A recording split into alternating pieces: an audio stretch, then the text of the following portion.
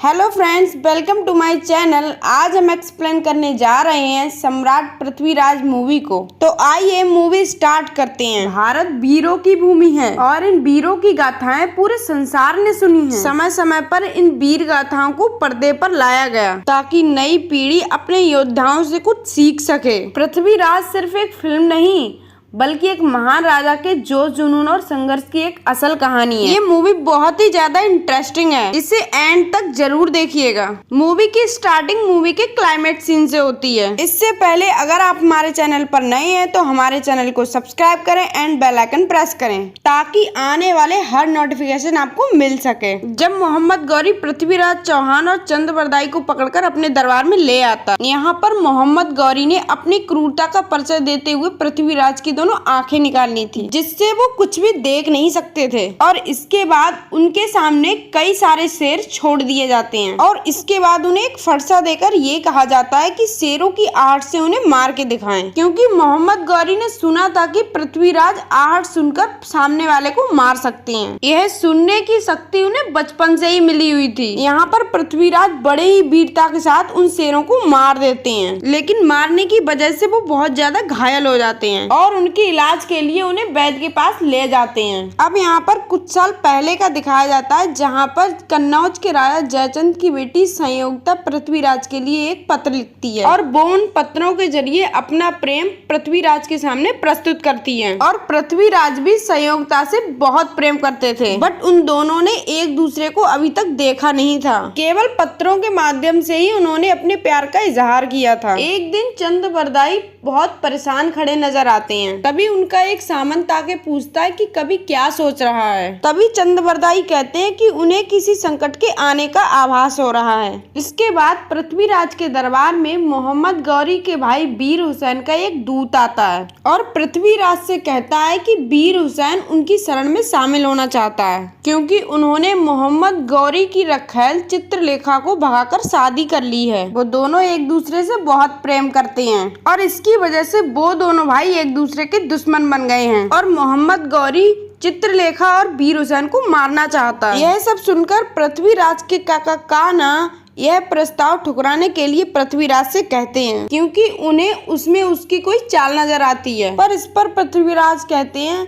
कि अगर उनकी शरण में कोई दुश्मन भी आएगा तो वो उनकी मदद करेंगे। और वे अपने कुछ लोगों के साथ मीर हुसैन के पास पहुंच जाते हैं और उसे अपने दरबार में लाके उसे अपनी शरण में पनाह देते हैं। उधर जब मोहम्मद गौरी को ये पता चलता है तो वो कुतुबुद्दीन ऐबक को उनके पास भेजता है। वो पृथ्वीराज से कहता है कि वो मीर हुसैन को मोहम्मद गौरी को सौंप दे, वरना आपको मोहम्मद गौरी से युद्ध करना पड़ेगा। यह सुनकर पृथ्वीराज कहते हैं कि हम युद्ध के लिए तैयार हैं। नेक्स्ट सीन में हम देखते हैं कि काका कान्हा हमेशा अपनी आंखों पर पट्टी बांधे रखते थे और इसके पीछे एक वजह थी कि एक बार किसी राजा ने पृथ्वीराज के सामने अपनी मूंछों पर हाथ रख दिया था, जिस वजह से काका कान्हा ने उसे मार दिया था और इसके लिए पृथ्वीराज ने उन्हें हमेशा आंखों पर पट्टी बांधने की सजा दी थी और उन्हें एक छूट भी दी थी कि वो युद्ध और स्त्री के प्रेम के समय पट्टी खोल सकते थे। और तभी वहां पर पृथ्वीराज आकर काका कान्हा से कहते हैं कि अब समय आ गया है पट्टी खोलने का। उसके बाद नेक्स्ट सीन तराइन की रणभूमि का दिखाया जाता है, जहां पर पृथ्वीराज और मोहम्मद गौरी की सेना के बीच घमासान युद्ध होता है और मीर पृथ्वीराज की तरफ से लड़ता है, पर लास्ट में मोहम्मद गौरी को कैद कर लिया जाता है और लास्ट में उस दिन मीर अपनी जान गंवा देता है, जिसका दुख पृथ्वीराज को बहुत होता है। नेक्स्ट डे मोहम्मद गौरी को दरबार में पेश किया जाता है, जहाँ पर काका राणा उसे मारने के लिए आगे बढ़ते हैं, पर चंद उसे रोक लेते हैं और कहते हैं कि अभी इसकी मौत का वक्त नहीं आया है। वो पूछते हैं कि इसकी मौत का वक्त कब आएगा। तब चंद बताते हैं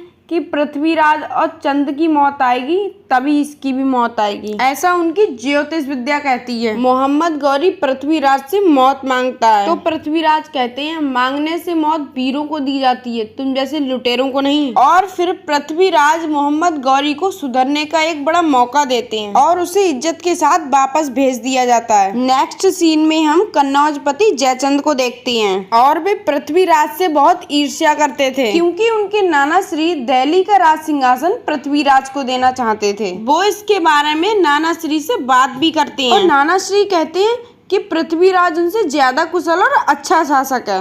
इस पर गुस्से में जयचंद कहते हैं कि वो दिल्ली उनसे छीन कर ही रहेंगे। इसके बाद नेक्स्ट डे उनका दिल्ली में राज तिलक होता है और उनको दिल्ली का सम्राट घोषित कर दिया जाता है, जहाँ काका कान्हा चंद से कहते हैं कि वो पृथ्वीराज के साथ ही पैदा हुआ था, पर वो कभी ही रह गया और वो सम्राट बन गए। तभी पृथ्वीराज कहते हैं जब चंद है तो पृथ्वीराज है। उन दोनों का रिश्ता बहुत गहरा था। तभी पृथ्वीराज के दरबार में जयचंद का भाई आता है और वो पृथ्वीराज के सामने यह प्रस्ताव रखता है कि जयचंद राजसूय यज्ञ कर रहे हैं, जिसमें वो उन्हें आमंत्रित करना चाहते हैं, पर इसके लिए उन्हें दिल्ली का आधा हिस्सा जयचंद को देना होगा। यह पृथ्वीराज के लिए इंसल्ट जैसी बात थी, इसीलिए वो इस प्रस्ताव को नहीं मानते और वो कहते हैं कि उनका निमंत्रण सिर्फ युद्ध के लिए ही स्वीकार कर सकते हैं। यह सुनकर अब जयचंद युद्ध के लिए तैयार हो जाता है, पर इससे पहले वो अपनी बेटी संयोगिता का स्वयंवर का आयोजन करता है, जिसमें वो सभी को आमंत्रित करता है सिवाय पृथ्वीराज के। और इसके साथ ही वो अपने दरबार के बाहर गेट पर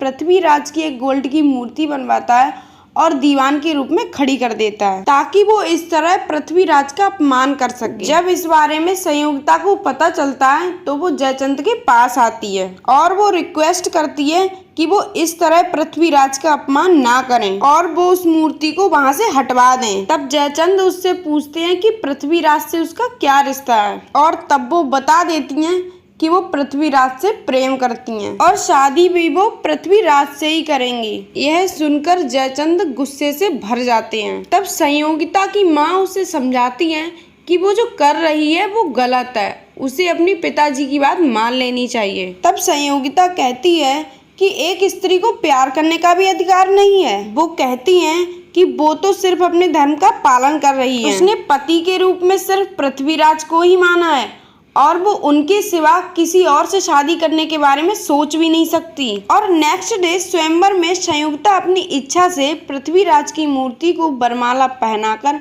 उन्हें ही अपने पति के रूप में स्वीकार कर लेती है। यह सब देखकर जयचंद गुस्से में उसे मारने के लिए आगे बढ़ते हैं और संयोगिता की माँ उसे रोक लेती है और कहती हैं कि स्वयंवर की जिद उनकी ही थी और स्वयंवर में एक स्त्री को पूरा हक होता है कि वो अपनी इच्छा से अपना वर चुन सकती है। और तभी वहां पर पृथ्वीराज अपने लोगों के साथ आ जाते हैं और संयोगिता को उसकी इच्छा के साथ उसे ले जाते हैं और कोई भी उन्हें रोक नहीं पाता। और इसके बाद जयचंद गुस्से में पृथ्वीराज से युद्ध करने के बारे में सोच रहा होता है, लेकिन सभी लोग इस टाइम युद्ध करने के लिए मना कर देते हैं और उधर पृथ्वीराज संयोगिता के साथ कुछ पल बिताने लगते हैं। इसके बाद जयचंद की तरफ से काकाश्री पृथ्वीराज के पास आते हैं और वो संयोगिता को वापस उनके पिता जयचंद के पास भेजने को कहते हैं, क्योंकि उन्हें डर था कि ऐसे ही उनकी लड़कियां भागती रहीं तो उनकी इज्जत मिट्टी में मिल जाएगी। इस पर संयोगिता कहती है कि उसने अपनी मर्जी से वर चुना था और हर स्त्री को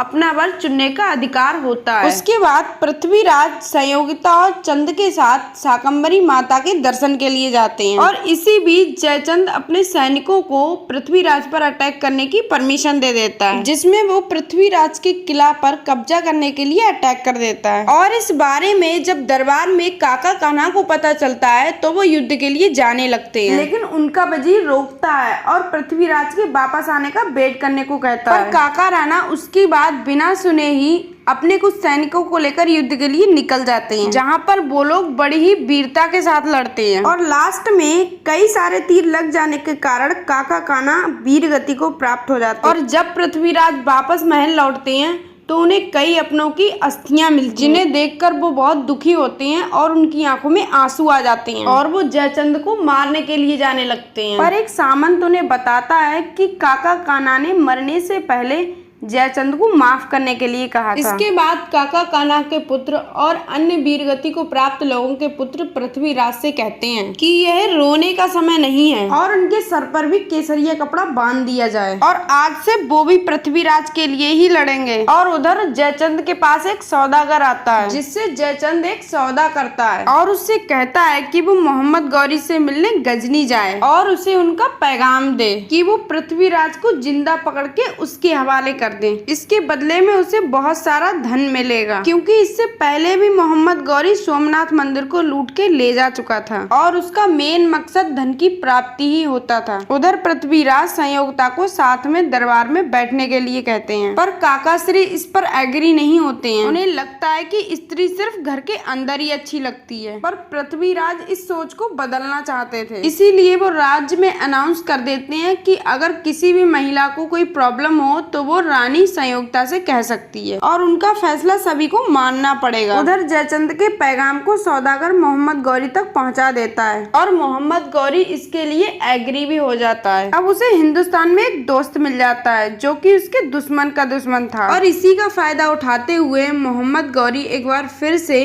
कुतुबुद्दीन ऐबक को पृथ्वीराज के पास भेजता है और उन्हें युद्ध के लिए बोलता है, जहां पर वो सम्राट से कहता है कि अगर वो उन्हें दिल्ली दे देंगे तो वो उसकी जान बख्श देंगे। इस पर पृथ्वीराज कहते हैं कि वो अपनी जिंदगी के बदले उसे एक मुट्ठी भर मिट्टी भी नहीं दे सकते। उसे उतनी ही मिट्टी उठाने की इजाजत है जिससे वो अपने माथे पर तिलक कर सके। और इसके बाद एक बार फिर से तरायन की रणभूमि पर मोहम्मद गौरी और पृथ्वीराज की सेना में युद्ध होने लगता है, जिसमें मोहम्मद गौरी को हर बार हार का सामना करना पड़ता है। कई बार हारने के बाद उसे समझ नहीं आता है कि वह पृथ्वीराज को कैसे हरा सकता है, और फिर वो चीटिंग करता है। और रात को युद्ध समाप्त होने के बाद जब पृथ्वीराज के सैनिक सो रहे होते हैं, तब मोहम्मद गौरी के सैनिक उन्हें मारने लगते हैं और उनके टेंट्स में आग लगा देते हैं, जिसकी वजह से उनके काफी सारे सैनिक मारे जाते हैं और पृथ्वीराज और चंद को बंदी बना लिया जाता है। और वो बंदी इसलिए बन गए थे क्योंकि उनके सामने कुछ सामंतों को मारने की धमकी दी गई थी और उन्हें बचाने के लिए पृथ्वीराज ने अपने हथियार गिरा दिए थे। और उधर संयोगता को इसके बारे में पता चल जाता है कि पृथ्वीराज हार गए हैं और उन्हें बंदी बना लिया गया और मोहम्मद गौरी का सेनापति दिल्ली पर कब्जा करने के लिए आ रहा है। यह सुनकर संयोगता जौहर कुंड को जलाने का ऑर्डर देती है और उसके बाद जितने भी सामंत और सैनिक उस युद्ध में वीरगति को प्राप्त हुए थे, उन सभी की पत्नियां संयोगता के साथ जौहर कुंड में कूद जाती हैं। दरअसल जब हिंदू सम्राट को मार दिया जाता था तो उनकी पत्नियां एक बड़े से जौहर कुंड में आग जलाकर अपनी आहुति दे देती थी ताकि कोई भी दुश्मन उनको छू ना सके। यह बलिदान आसान नहीं होता था।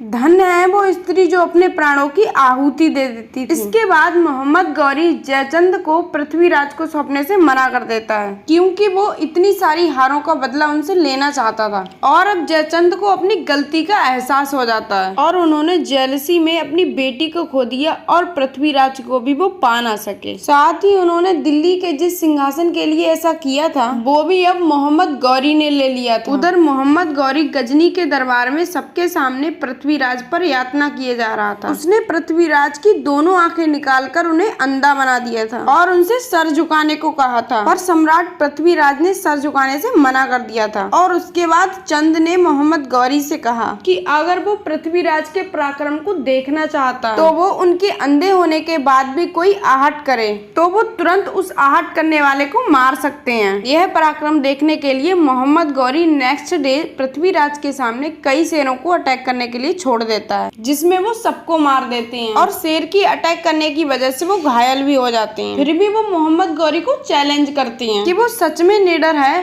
तो वो उनके सामने आए और मुकाबला करे। और फिर नेक्स्ट डे उनके पास एक तीर होता है और सामने मोहम्मद गौरी भाले के साथ होता है। और उधर जयचंद कविताओं के साथ पृथ्वीराज को मोहम्मद गौरी की लोकेशन बता रहा होता है। और मोहम्मद गौरी जैसे ही पृथ्वीराज को मारने के लिए आगे बढ़ता है तो पृथ्वीराज अपने सेंस के साथ मोहम्मद गौरी पर तीर चला देते हैं, जो सीधा जाकर उसकी गर्दन में लगता है और वहीं पर उसकी मौत हो जाती है। और यह देखकर मोहम्मद गौरी के सैनिकों ने चंद और पृथ्वीराज पर तीरों की बारिश कर दी, जिससे दोनों के प्राण एक साथ निकल गए और मरते हुए भी अपने लोगों का बदला मोहम्मद गौरी को मारकर ले लिया था। और अब मोहम्मद गौरी के लोग भी पृथ्वीराज की वीरता की तारीफ कर रहे थे और उन्हें भी पृथ्वीराज के मरने का दुख था। और इसी के साथ इस मूवी का एंड हो जाता है। तो दोस्तों, हिंदू सम्राट पृथ्वीराज चौहान की लाइफ हिस्ट्री मूवी कैसी लगी कमेंट करके जरूर बताएं और साथ ही वीडियो को लाइक करें।